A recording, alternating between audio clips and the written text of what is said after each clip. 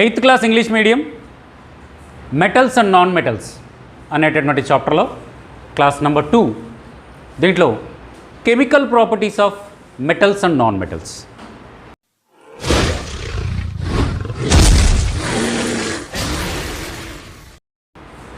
ముందుగా chemical ప్రాపర్టీస్లో first chemical property వచ్చేటప్పటికి reaction of oxygen. Metals non metals ఇవి రెండు కూడా ఆక్సిజన్తో రియాక్షన్ జరిపితే ఏ విధమైనటువంటి రియాక్షన్స్ ఫామ్ చేస్తుంది, యాసిడ్సా, వచ్చేటటువంటి ప్రొడక్ట్స్ అనేవి యాసిడ్సా బేసెసా, ఇలాంటివన్నీ కూడా ట్రై చేద్దాం. First of all reaction with యాసిడ్స్లో మొదటి ఎగ్జాంపుల్ వచ్చేటప్పటికి example number 1 iron with oxygen with water. Iron మీ అందరికీ తెలుసు, ఐరన్ రస్ట్. ఏదైనా ఒక ఐరన్ తీసుకున్నట్లయితే, ఐరన్ ఆబ్జెక్ట్ తీసుకున్నట్లయితే కొన్నాళ్ళకి బయట పెట్టినప్పుడు రస్ట్ పడుతుంది, అది అవునా, తుప్పు పడుతుంది, మీ అందరికీ తెలుసు. ఈ రస్టింగ్ అనేది కూడా ఎందుకు ఏంటి ఎప్పుడైనా ఆలోచించారా? ఐరన్ ఎందుకు తుప్పు పడుతుంది? Why the iron is rusted? What is the process involved it? ఏం జరుగుతుందంటే when iron object is kept on a, మనం మామూలుగా బయట పెట్టినప్పుడు ఏమవుతుందంటే, సరౌండింగ్స్లో పెట్టినప్పుడు ఏమవుతుందంటే, ఈ సరౌండింగ్స్లో ఉన్నటువంటి ఎయిర్ వల్ల, ఎయిర్ లోపల అంతకుముందు మనకు తెలిసినటువంటి విషయం, ఎయిర్ లోపల వాటర్ వేపర్ ఉంటుంది, దాన్ని హ్యూమిడిటీ అంటాం మనం. Water vapour present in the air is called humidity అంటాం. ఆ వాటర్ వేపర్ ఏదైతే ఉందో, చిన్న చిన్న వాటర్ పార్టికల్స్ ఉంటాయి మనకి. ఇప్పుడు మనం పీలుస్తున్నటువంటి ఎయిర్లో కూడా వాటర్ పార్టికల్స్ ఉంటాయి, మనకు కనిపించవు కానీ చాలా చిన్న చిన్న వాటర్ పార్టికల్స్ ఉంటాయి. ఈ వాటర్ పార్టికల్స్ అనేవి ఐరన్తో రియాక్షన్ జరుపుతుంది. ఈ వాటర్ పార్టికల్స్ ఒక్కటే కాకుండా oxygen, mainly reactant of iron is oxygen. మనం పీల్చేటటువంటి ఎయిర్ మొత్తంలో ఆక్సిజన్ 21% ఉంటుంది కదా. ఈ ఉన్నటువంటి oxygen with water reacts with iron and form rust. That is called, that రస్ట్కి కెమికల్ నేమ్ వచ్చేటప్పటికే ఐరన్ ఆక్సైడ్. ఇక్కడ మీరు గమనించినట్లయితే ఇలా రస్ట్ ఏదైతే ఉందో, రస్ట్ జరగడానికి రీజన్ ఒకసారి గమనించినట్లయితే iron plus oxygen plus water gives rise to ఒక ఈక్వేషన్ వేసాం. Iron formula Fe plus oxygen O2 plus water H2O gives rise to. ఇక్కడ ఐరన్ ఆక్సిజన్తో రియాక్షన్ జరిపితే ఐరన్ ఆక్సైడ్ ఏర్పడుతుంది, FeO2 ఏర్పడుతుంది. దీంతో పాటుగా కొన్ని ఆక్సిజన్ పార్టికల్స్ ఇవి కూడా ఉంటాయి. 2FeO2, ఇక్కడ 2 వేసుకోవచ్చు, 4, 3, 2 వేసుకున్నట్లయితే ఈ విధంగా 2FeO2 ప్లస్ హైడ్రోజన్, అంతే, 2H2O. హైడ్రోజన్ గ్యాస్ రిలీజ్ అయిపోయి బయటికి వెళ్ళిపోతుంది. మిగిలినటువంటి FeO2 ఫెర్రస్ ఆక్సైడ్ అంటాం దీన్ని. దీన్నే మనం రస్ట్ అంటాం, రస్ట్ లేదా ఫెర్రస్ ఆక్సైడ్, ఫెర్రస్ ఆక్సైడ్ అంటాం. ఇలా iron is a metal, iron is a metal. Metal react with oxygen in presence of water gives ferrous oxide. This is the product, ferrous oxide. So ఇదొక reaction. ఇలాంటి metals, ఈ ఏర్పడినటువంటి ferrous oxide ఏదైతే ఉందో దీన్ని test చేద్దాం మనం. ఎలా టెస్ట్ చేయొచ్చు? ఒకసారి చిన్న యాక్టివిటీ ఉంది చూడండి. యాక్టివిటీ నెంబర్ 6.1 చూడండి. Check the nature of rust formed as a result of reaction between the iron and oxygen and water. Collect a spoonful of rust and dissolve it in very little amount of water. You will find that rust remains suspended in the water. Shake the suspension well. Test the solution with the red and blue litmus papers. What do you observe? ముందుగా ఏం చేయాలంటే, ఇలా form అయినటువంటి rust ఏదైతే ఉందో నువ్వు form చేయలేవు. Already ఇనుప మన గేట్ ఉంది కదా, ఆ గేట్ పైన రస్ట్ ఫామ్ అయి ఉంటుంది. ఒక చిన్న స్పూన్ తీసేసుకొని దాన్ని ఇలా ఇలా గీరేసి కింద పేపర్ పెట్టినట్లయితే రస్ట్ వస్తుంది, అవునా? తుప్పు పట్టిన వాళ్ళ దగ్గర గీరితే రస్ట్ వస్తుంది కదా, ఆ రస్ట్ని తీసుకొని ఒక చిన్న టెస్ట్ ట్యూబ్లో తీసుకొని దాంట్లో కొంచెం వాటర్ పోసి దాంట్లో ఈ రస్ట్ మొత్తం వేయాలి. లేదా ఒక చిన్న వాచ్ గ్లాసులో అయినా తీసుకోవచ్చు. వాచ్ గ్లాస్లో కొంచెం రస్ట్ పౌడర్ తీసుకొని, రస్ట్ బాగా నలిపేసి పౌడర్ లాగా తయారు చేసి రస్ట్ పౌడర్ తీసుకొని దాంట్లో కొంచెం వాటర్ కలిపి ఆ వచ్చినటువంటి సొల్యూషన్ని టెస్ట్ చేద్దాం. ఎందుకు టెస్ట్ చేస్తున్నాము? అది ఎసిడిక్ నేచర్ ఉందా, బేసిక్ నేచర్ ఉందా టెస్ట్ చేద్దాం. ఈ ఫామ్ అయినటువంటి ఫెర్రస్ ఆక్సైడ్ అనేది, ఫెర్రస్ ఆక్సిజన్తో రియాక్షన్ జరిపి ఫామ్ అయినటువంటి ఫెర్రస్ ఆక్సైడ్ అనేది ఎసిడిక్ నేచర్ కలిగి ఉంటుందా, బేసిక్ నేచర్ కలిగి ఉంటుందా అనేది టెస్ట్ చేయడం కోసం మనం 2 లిట్మస్ పేపర్స్, యాసిడ్ని బేసిస్ని టెస్ట్ చేయడం కోసం లిట్మస్ పేపర్స్ ఉపయోగిస్తాం. Red litmus paper and blue litmus paper. యాసిడ్స్ని బ్లూ లిట్మస్ పేపర్ యాసిడ్స్లో పెడితే రెడ్ కలర్లో మారుతుంది, రెడ్ లిట్మస్ బేస్లో పెడితే బ్లూ కలర్లో మారుతుంది. ఇది మీ అందరికీ తెలుసు. సో ఆ విధంగా మనము ఈ రస్ట్ సొల్యూషన్ లోపల అది సస్పెన్షన్ యాక్చువల్లీ వాటర్లో మిక్స్ అవ్వదు.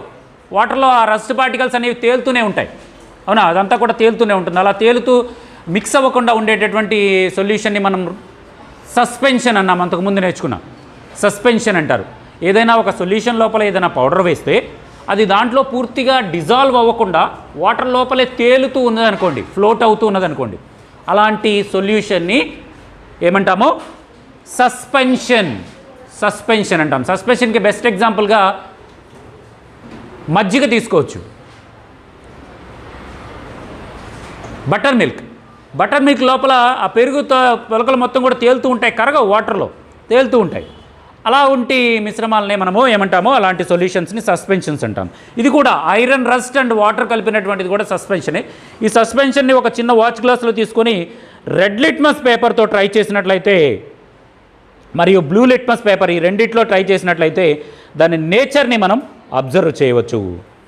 ఏమవుతుంది ఏంటి అనేది మనము ఎక్స్పెరిమెంట్ చేసి నేర్చుకుందాం, ఓకేనా? యాక్చువల్లీ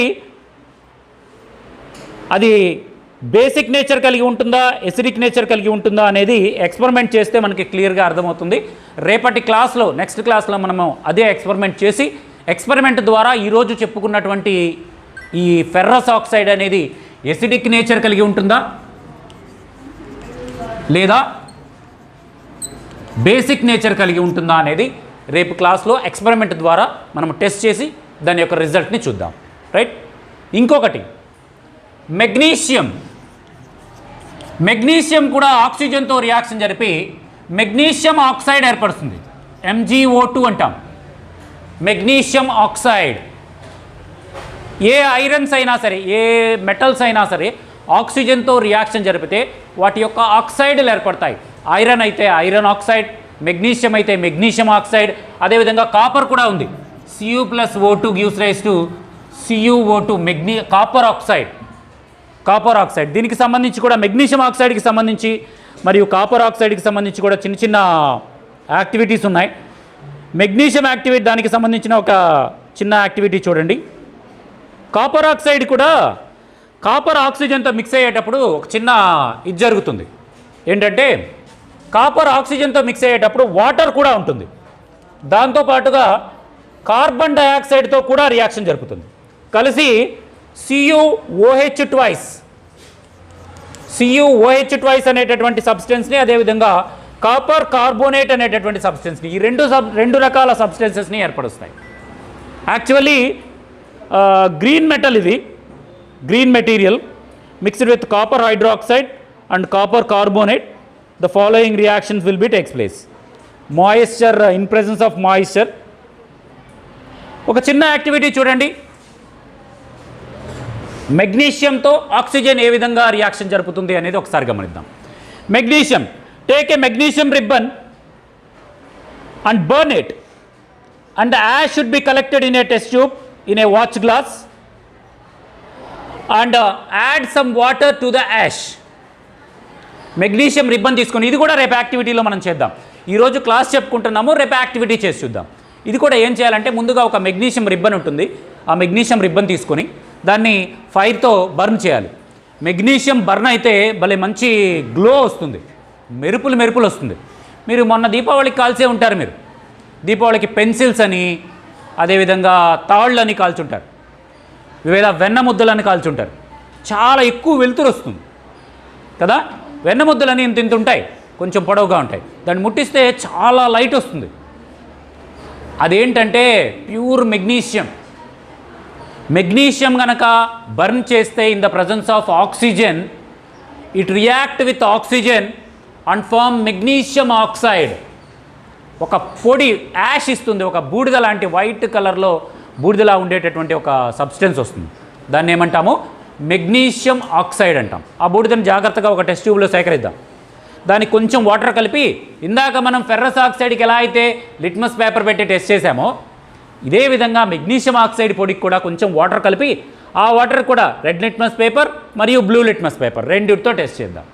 దాదాపు ఇది మెగ్నీషియం ఆక్సైడ్ అనేది బేసిక్ నేచర్ కలిగి ఉంటుంది.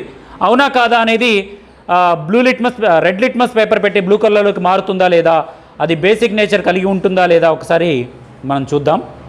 యాక్చువల్లీ మెటాలిక్ ఆక్సైడ్స్ అన్నీ కూడా బేసిక్ నేచర్ కలిగి ఉంటాయి. బ్లూ లిట్మస్ కాదు, రెడ్ లిట్మస్ పేపర్ కనుక పెట్టినట్లయితే అది బ్లూ కలర్లోకి చేంజ్ అవుతుంది.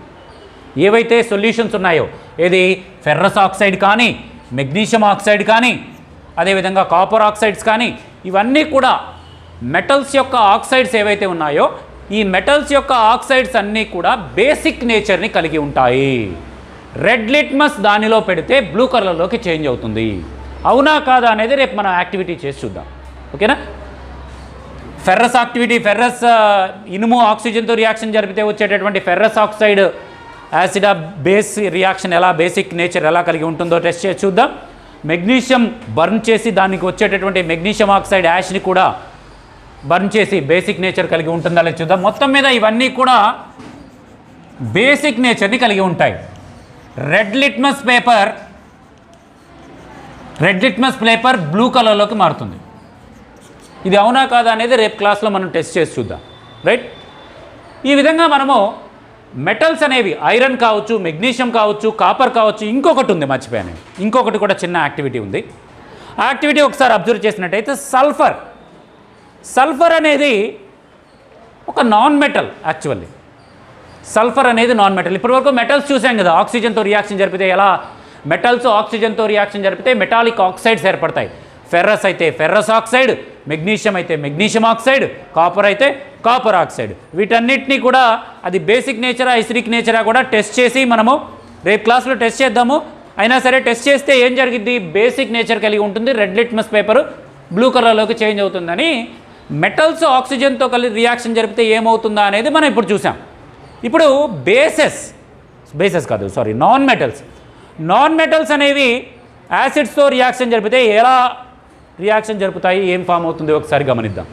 దానికోసం ఎగ్జాంపుల్గా సల్ఫర్ తీసుకుందాం. Sulphur plus oxygen gives rise to, ఇక్కడ కూడా దీని రియాక్షన్ ఒకసారి అబ్జర్వ్ చేయండి. మీరు పేజ్ నెంబర్ 670లో ఒకసారి గమనించినట్లయితే 70 కింద ఉంది చూడండి. Sulphur react with oxygen gives rise to sulphur dioxide. Sulphur dioxide వాటర్తో కలిపితే సల్ఫ్యూరిక్ యాసిడ్ వస్తుంది. దీనికోసం యాక్టివిటీ ఏం చేయాలంటే ఒక గ్లాస్ జార్ తీసుకోవాలి. దానికి లిడ్ ఉండేటటువంటి గ్లాస్ జార్, మూత ఉండేటటువంటి గ్లాస్ జార్ తీసుకోవాలి. ఒక దాని స్పూన్ ఏమంటామంటే డిఫ్లాగ్రేటింగ్ స్పూన్ అంటాం. డిఫ్లాగ్రేటింగ్ స్పూన్ అంటే ఎలా ఉంటుందంటే ఈ విధంగా ఉంటుంది. ఒకసారి చూడండి, ఈ విధంగా ఉంటుంది స్పూన్. దీంట్లో సల్ఫర్ పొడి వేద్దాం. సల్ఫర్ పొడి డిఫ్లాగ్రేటింగ్ స్పూన్ అంటే ఇలా పట్టుకోవడానికి వీలుగా ఉంటుంది. కిందేమో చిన్న ఇలా గుంతలా ఉంటుంది. ఓకేనా? ఈ డిఫ్లాగ్రేటింగ్ స్పూన్ తీసుకొని దాంట్లో సల్ఫర్ పొడేసి దాన్ని కొవ్వొత్తి దగ్గర కానీ దేని దగ్గర కానీ తీసుకొచ్చి హీట్ చేద్దాం. సల్ఫర్ వెంటనే బర్న్ అవుతుంది, పొగ వస్తుంది. సల్ఫర్ నుంచి ఒక రకమైన కలర్ పొగ లాంటిది వస్తుంది. ఆ పొగ రావడం స్టార్ట్ అయిన వెంటనే తీసుకొచ్చి ఒక లిడ్ ఉన్నటువంటి ఒక గ్లాస్ జార్ తీసుకున్నాం. ఆ గ్లాస్ జార్లో దీన్ని పెట్టేసి లిడ్ మూసేద్దాం. ఆల్రెడీ గ్లాస్ జార్లో వాటర్ తీసుకుందాం, కొంచెం వాటర్. ఇక్కడ ఏం రియాక్షన్ జరుగుతుందో ఒకసారి గమనిస్తే, ఎప్పుడైతే మనం సల్ఫర్ని బర్న్ చేసామో అది సల్ఫర్ డయాక్సైడ్గా మారుతుంది. సల్ఫర్ డయాక్సైడ్ అనేది ఒక గ్యాస్. సల్ఫర్ ఆక్సిజన్తో బర్న్ చేసినప్పుడు సల్ఫర్ డయాక్సైడ్ ఏర్పడుతుంది. ఆ సల్ఫర్ డయాక్సైడ్ ఏర్పడేటటువంటి ప్రాసెస్లోనే వెంటనే తీసుకొచ్చి మనం ఈ జార్లో పెట్టి మూసేసాం. ఇదేమవుతుందంటే జార్ లోపల ఉన్నటువంటి ఆక్సిజన్తో రియాక్షన్ జరిపి సల్ఫర్ డయాక్సైడ్ అనే దాన్ని ఏర్పరుస్తుంది. ఈ సల్ఫర్ డయాక్సైడ్ లోపలే ఉండిపోయి బయటికి వెళ్ళడానికి వీల్లేదు కదా, లోపలే ఉండిపోయి కింద ఉన్నటువంటి వాటర్తో రియాక్షన్ జరుపుతుంది. ఈ సల్ఫర్ డయాక్సైడ్ వాటర్తో రియాక్షన్ జరిపి SO2 + H2O gives rise to H2SO4 sulphuric acid అనేది ఫామ్ చేస్తుంది. Sulphur dioxide react with water when you kept in a lid closing jar. ఆ వెలువడినటువంటి సల్ఫర్ డయాక్సైడ్ గ్యాస్ రిలీజ్ అవుతుంది, ఆవిరి పొగ లాంటిది రిలీజ్ అవుతుంది. ఆ రిలీజ్ అయినటువంటి పొగ బయటికి వెళ్ళలేక లోపలే ఉండిపోయి వాటర్తో రియాక్షన్ జరిపి సల్ఫర్ డయాక్సైడ్ వాటర్ రెండు రియాక్షన్ జరిపి సల్ఫ్యూరిక్ యాసిడ్ H2SO4 సల్ఫ్యూరిక్ యాసిడ్ని ఫామ్ చేస్తుంది. పేరులోనే ఉంది, అది ఎలాంటి నేచర్ కలిగి ఉంటుంది?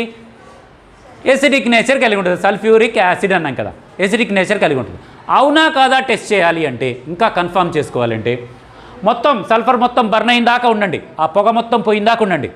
ఆ పొగ కూడా వాటర్తో మిక్స్ అయిన దాకా ఒక 10 నిమిషాల పాటు అంతే వెయిట్ చేయండి. పొగ వస్తుంది, ఆ పొగ వాటర్తో మిక్స్ అయిపోతుంది, బాగా కలియబెట్టండి. డిఫ్లాగ్రేటింగ్ మొత్తం పొగ వచ్చిన తర్వాత దాన్ని తీసేసి బయటికి వచ్చినటువంటి పొగని వాటర్తో బాగా మిక్స్ చేయండి కొంచెం. అప్పుడు ఆ పొగ మొత్తం కూడా వాటర్తో మిక్స్ అయిపోతుంది. మిక్స్ అయిపోయి ఏం ఫామ్ అవుతుంది? సల్ఫ్యూరిక్ యాసిడ్ ఫామ్ అవుతుంది. ఈ సల్ఫ్యూరిక్ యాసిడ్ని కొంచెం టెస్ట్ ట్యూబ్లో తీసుకుని లిట్మస్ పేపర్తో కనుక టెస్ట్ చేసినట్లయితే, ఏ లిట్మస్ పేపర్ టెస్ట్ చేస్తారో మనకు తెలిసింది కాబట్టి దాని పేరే సల్ఫ్యూరిక్ యాసిడ్. ఒకవేళ పేరు తెలియదు అనుకో, H2SO4, అది యాసిడా బేసా టెస్ట్ చేయాలి. బ్లూ లిట్మస్ పేపర్ తీసుకోండి, రెడ్ లిట్మస్ పేపర్ తీసుకోండి. రెండింటిని ఒక వాచ్ గ్లాస్లో ఈ వాటర్ని కొంచెం పోసి, ఏ వాటరు? సల్ఫర్ డయాక్సైడ్ కరిగినటువంటి డిజాల్వ్ అయినటువంటి సల్ఫర్ డయాక్సైడ్ గ్యాస్ డిజాల్వ్ అయిపోయి వాటర్లో సల్ఫ్యూరిక్ యాసిడ్ ఫామ్ అయింది కదా, ఆ ఫామ్ అయినటువంటి కొంచెం చిన్న ప్లేట్లో తీసుకొని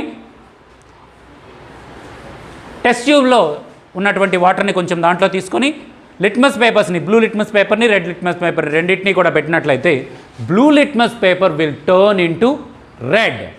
ఎప్పుడు బ్లూ లిట్మస్ పేపర్ రెడ్గా టర్న్ అవుతుంది? అది యాసిడ్ అయినప్పుడు. కాబట్టి వచ్చినటువంటి H2SO4 ఫామ్ అయినటువంటి యాసిడ్ అని తెలుస్తుంది.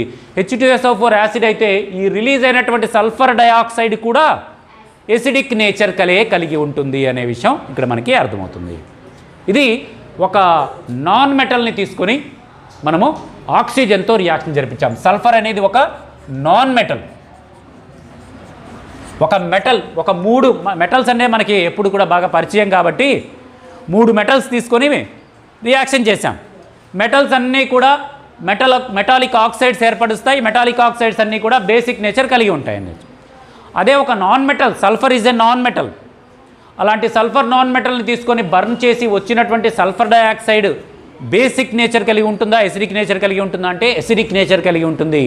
దీన్ని ఈ విధంగా వాటర్లో డిజాల్వ్ చేసి వచ్చినటువంటి వాటర్ని బ్లూ లిట్మస్ పేపర్తో టెస్ట్ చేసినట్లయితే రెడ్ కలర్లోకి చేంజ్ అవుతుంది. మొత్తం మీద ఈరోజు క్లాస్లో మనం నేర్చుకున్న విషయాలు ఏంటంటే, మెటల్స్ అండ్ నాన్ మెటల్స్ ఆక్సిజన్తో రియాక్షన్ జరిపితే ఏమి ఫామ్ అవుతాయి, అవి ఎలాంటి నేచర్ కలిగి ఉంటాయి. సమరీ ఒకసారి చూద్దాం.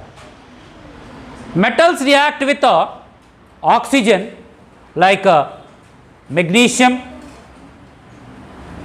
Copper, ferrous. This type of metals react with oxygen, forms metallic oxides like ferrous oxide, magnesium oxide, copper oxide.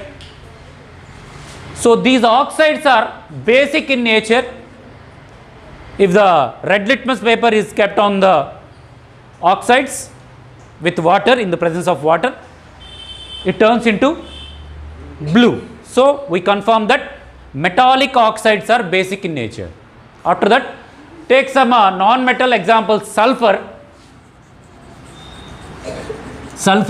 and react with oxygen, burn it.